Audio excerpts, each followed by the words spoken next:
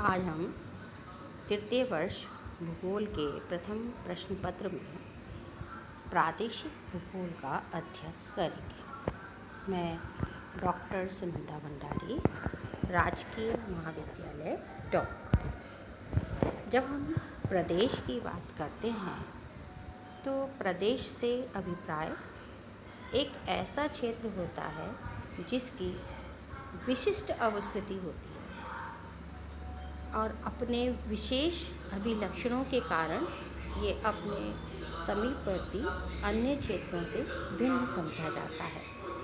वास्तव में जब हम प्रदेश की बात करते हैं तो प्रदेश संपूर्ण पृथ्वी का एक अभिन्न अंग है। इसलिए प्रादेशिक भूगोल में प्रदेश विशेष का अध्ययन करना गौण उद्देश्य हो जाता है। प्रादेशिक भूगोल का प्रमुख उद्देश्य पृथ्वी पर स्थित विभिन्न प्राकृतिक व सांस्कृतिक भूदृश्यों के साथ साथ मानव क्रियाकलापों का स्थानिक वितरण और क्षेत्रीय विवेचन करना है, जिसको प्रादेशिक संकल्पना के माध्यम से हम प्राप्त कर सकते हैं और जान सकते हैं। प्रादेशिक भूगोल के माध्यम से विश्व ज्ञान को जाना जाता है। प्रदेश वास्तव में एक ऐसा क्षेत्र होता है जिसकी अपनी विशिष्ट अवस्थिति होती है, जो किसी भी प्रकार से दूसरे क्षेत्रों से डिस्टिंक्टिव होता है तथा वह जहाँ तक फैला होता है उसका डिस्टिंक्टिव जो क्षेत्र होता है, गुण होता है, वो उसमें व्याप्त होता है, ऐसा हार्शोन का कहना है। प्रादेशिक भूगोल में हम तथ्यों का संश्लेषण और समाकलन करते हैं, जबकि क्रमबद्ध अध्ययन तथ्यों के विश्लेषण पर आधारित होता है।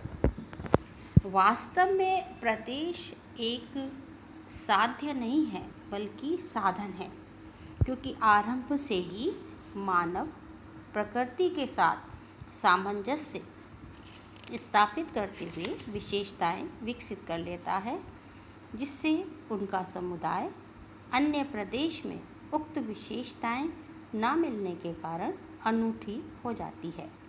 इसी अनूठेपन का अध्ययन करना ही भूगोल का उद्देश्य है। भूगोल में प्रदेश का केंद्रीय स्थान होता है। हम भूगोल में प्रदेश की संकल्पना का विकास एक बड़े क्षेत्र को कई भागों में बांटने के लिए और प्रत्येक का समाकलित अध्ययन करने के लिए करते हैं। भूगोल की आधारभूत इकाई होने के कारण यह किसी विशिष्ट क्षेत्र को बताता है तथा साथ ही उसकी संपूर्णता को भी स्पष्ट करता है। इसीलिए प्रदेश क्षेत्रीय विभिन्नता में सहायक होता है। चूँकि प्रदेश का अध्ययन हम मानव कल्याण के लिए करते हैं, इसीलिए प्रदेश के तत्वों के अंतर संबंध तथा प्रदेश निर्मित तत्वों की जटिलताओं के अंतर संबंध को अंतरों का विभिन्नताओं का अध्ययन करते समय सावधानी रखना बहुत आवश्यक है। भूगोल में क्षेत्रीय विभेदन में प्रदेश की भूमिका महत्वपूर्ण है। इसलिए प्रादेशिक भूगोल गुणात्मक, जटिल, परंपरागत और व्यक्तिक है।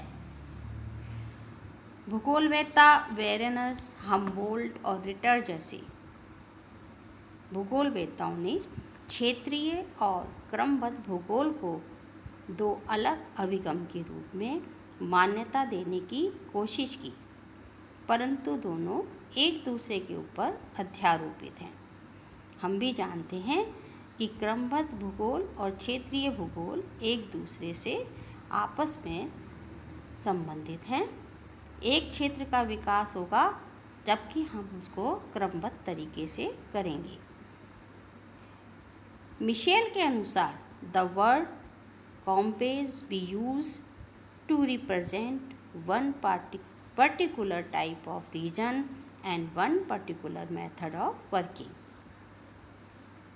वहीं हार्शोन कहते हैं कि भूगोल क्षेत्रीय विभिन्नताओं के अध्ययन का विज्ञान है तथा पारस्परिक संबंधों की विवेचना करता है, जिससे भूतल के स्थानों के दर्शन को हम उसमें समझ सकते हैं। प्रदेश की संकल्पना के आधार पर पृथ्वी की सतह पर स्थित विषम तत्वों की क्षेत्रीय समूहन की पहचान और उनका अध्ययन किया जा सकता है। विभिन्नता का अध्ययन करते समय क्षेत्र में पाई जाने वाली हम साम्यता और विभिन्नता के मध्य चयन करते समय बहुत सावधानी रखते हैं। यही नहीं, विशिष्ट अंतःक्रिया द्वारा विभिन्नता के विशिष्ट स्तर का भी विकास होता है। मिंचुल के अनुसार प्रदेश की ना कोई एक परिभाषा है और ना ही पहचान, विस्तार तथा वर्णन के लिए कोई तरीका है। क्योंकि हमारा ये संसार अनूठा है, इसीलिए प्रत्येक महाद्वीप, देश और यहाँ तक प्रत्येक प्रदेश भी अनूठा है। इसीलिए अनूठे अभिगम की आवश्यकता है। मिंचुल के इस निष्कर्ष को कि प्रत्येक प्रदेश अनूठा है, भूगोलवेत्ताओं ने यद्यपि स्वीकार नहीं किया है, क्योंकि प्रदेश की संकल्पना एक उद्देश्य प्राप्ति का साधन है। जैसा कि पहले भी मैंने आपको बताया कि प्रदेश साध्य नहीं, साधन है। इसीलिए किसी उद्देश्य की प्राप्ति का साधन बनाने पर यह हमेशा उपयोगी रहता है। प्रदेश के प्रादेशिक गुणों की यथार्थ से सामंजस्य करके ही जीवन यापन किया जा सकता है। यदि प्रादेशिक गुणों के यथार्थ को सामंजस्य किए बिना ही जीवन यापन किया जाता है, तो प्रदेश एक कठोर मानसिकता वाले मालिक की तरह व्यवहार करता है। इसीलिए कहा गया है कि प्रदेश एक अच्छा सेवक परंतु खराब मालिक है। दूसरे शब्दों में प्रदेश साध्य नहीं, साधन है। ये हम सब जानते हैं कि हम प्राकृतिक तत्वों के साथ सामंजस्य करके ही उस प्रदेश या क्षेत्र में रह सकते हैं, विकास कर सकते हैं। और यदि हम उसके साथ सामंजस्य नहीं करते हैं तो हमारा वहाँ जीवन यापन दुर्भर हो जाता है। प्रदेश का जो उद्देश्य है वो संसार की न केवल विविधता को समझना है, बल्कि तुलनात्मक अध्ययन कर क्षेत्रीय विकास करना है। प्रादेशिक अभिगम का उद्देश्य एक जैसे प्रदेशों में एक या दो प्रमुख तत्वों को प्रादेशिक वर्गीकरण के लिए लेते हुए निश्चित सामान्य लक्षणों की पहचान करना तथा संसार में विविधता को समझना है, तुलनात्मक अध्ययन करना है, समान प्रकार के प्रतिरूप की पहचान करना है, जैसे अल्पाइन और हिमालय पर्वत श्रेणियाँ आयु, धरातलीय बनावट, बर्फ़ से आच्छादित चोटियों आदि के संबंध में समानता रखती हैं। यही नहीं, उच्चता के अनुसार जलवायु दशा तथा वनस्पति में अंतर मिलता है। फिर भी दोनों के वृक्षों के प्रकार, भूमि उपयोग और मानवीय क्रिया में अंतर है।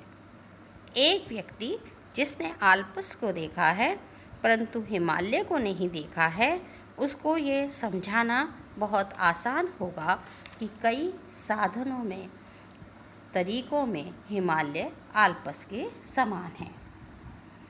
प्रादेशिक अभिगम की सार्थकता संसार के विभिन्न प्रदेशों की समानताओं और असमानताओं की पहचान करके उनका तुलनात्मक अध्ययन करने में है।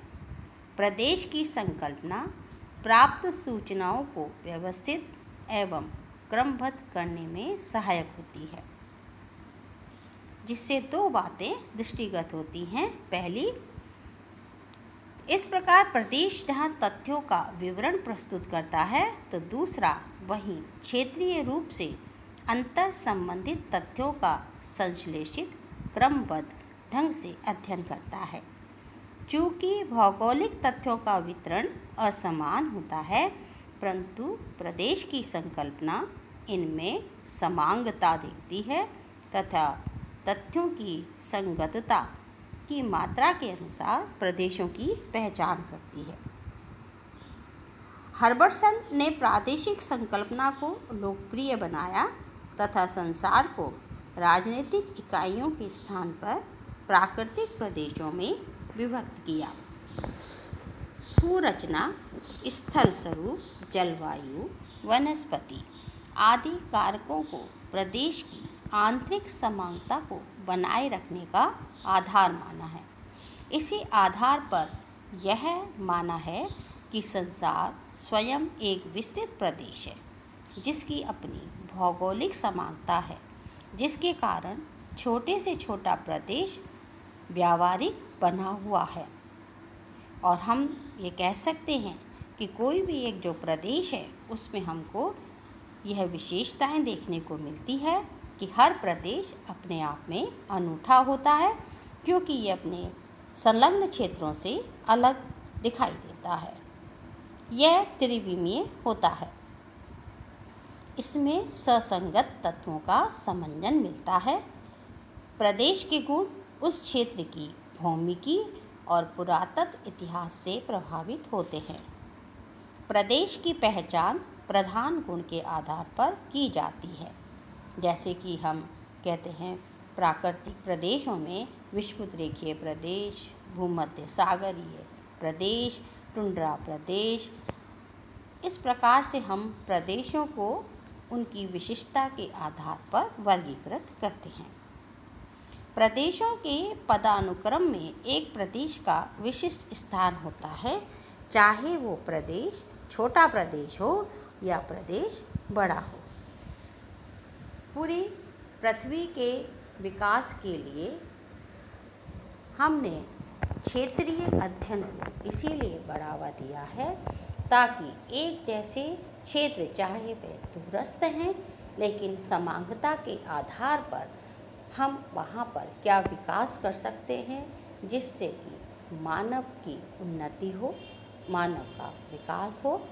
उसके आधार पर हम क्षेत्रीय अध्ययन को महत्ता को जानते हैं। आज प्रदेश की विशेषताएं, प्रदेश की विशेषताएं, प्रदेश के उद्देश्य, प्रदेश क्या है, इसके बारे में आपने अध्ययन किया। अगले अध्याय में हम एशिया का प्रादेशिक अध्ययन करें।